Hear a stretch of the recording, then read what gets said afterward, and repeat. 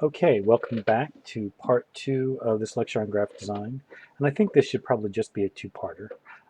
So like I said, we're talking about Paul Rand, who is a famous American graphic designer, and talking about his success as a logo designer and in terms of brand identity for corporations, and also his success as a designer who really kind of shifted and changed how he designed um, based on what the clients needed. And that's generally a good definition of a graphic designer. Graphic designers are sometimes described as being similar to a like a film composer. Like if you notice their work, if you are aware of them and you're working on you, then they're probably not doing their job well. Whereas if you're just watching the movie and you never even notice the music, but it moves you exactly the right way for each and every scene, well, that's kind of like how graphic designers are supposed to work. They're supposed to be working almost on an unconscious level. So here are two more examples of some pretty famous graphic designers, and I want to just emphasize Lublin because of one of the things here. He's not every graphic designer is also a type designer, but Lublin is a designer of avant-garde Gothic, and that's an important part of the world of graphic design, both type design as a field, actually designing the whole typeface and the type family, but also typography, the use of type families and type design and typefaces, the use of those forms in design is a very important part. Like I said, it's a kind of a fundamental unit of graphic design. I picked Massimo Vignelli for the fact that information display is a pretty significant part of graphic design. And although he's maybe not as well known as some other designers who are like Tufte, who's known specifically for information display and the theoretical work in information display, I do feel like this particular piece, the New York subway map, is probably one of the greatest uh, examples of great visual information display ever.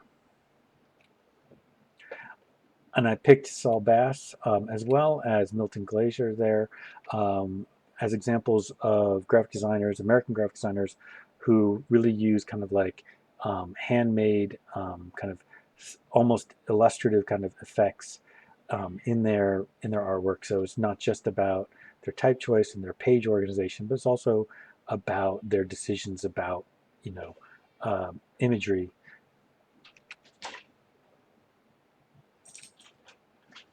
I chose Michael Beirut in part because I wanted to emphasize. I mean, I just think he's a fantastic designer.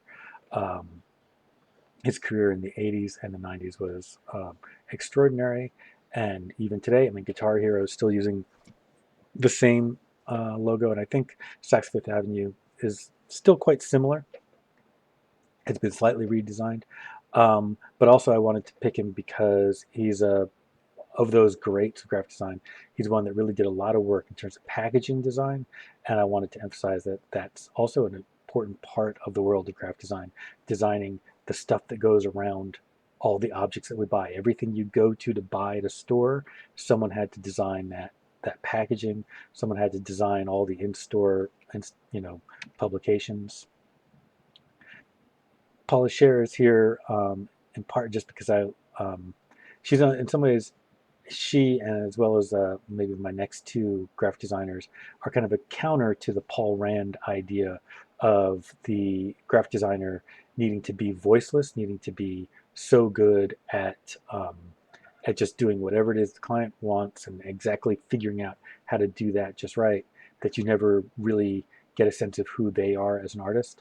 I think Paula Scher's work definitely has a sense of her voice.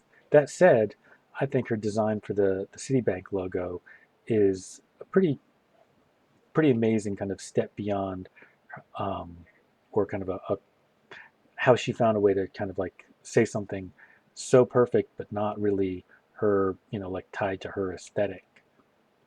Um, Chip Kidd is here primarily because I want to talk a little bit about book design, And I've always loved that Rolling Stone. I still have that particular issue of Rolling Stone. Um, David Carson is also, like Paul Scherer, is definitely a graphic designer who was not aiming to be voiceless. He very much wanted his design work to feel like it was made by a particular person. And the other thing he's really kind of known for is he challenged that whole kind of that notion that cleanliness is clarity, right? And clarity is communication. And he argued that sometimes communication needs to be ambiguous in order to communicate the thing you want to communicate. Because part of what any artist, including a graphic designer, is communicating is mood. And sometimes ambiguity in that mood is an essential part of that.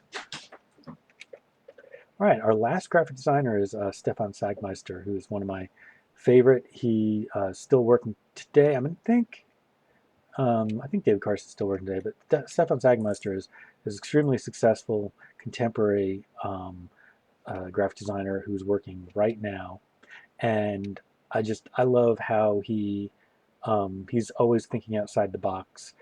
He is like to me, he's like if like a contemporary installation artist decided I want to be a graphic designer, they would be a graphic designer like Stefan Sagmeister.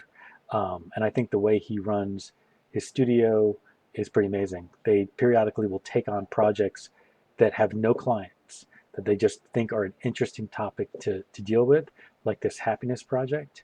And they just started making pieces just where they were trying to explore what is the source and what are the problems related to people being happy. And then that led to them making these kind of museum installations. It led to them making a film about the topic, and all for no client whatsoever. All right, that's where we're going to end. All right, next we're going to be talking about my might be the very last design concept lecture, the lecture on the whole concept of design.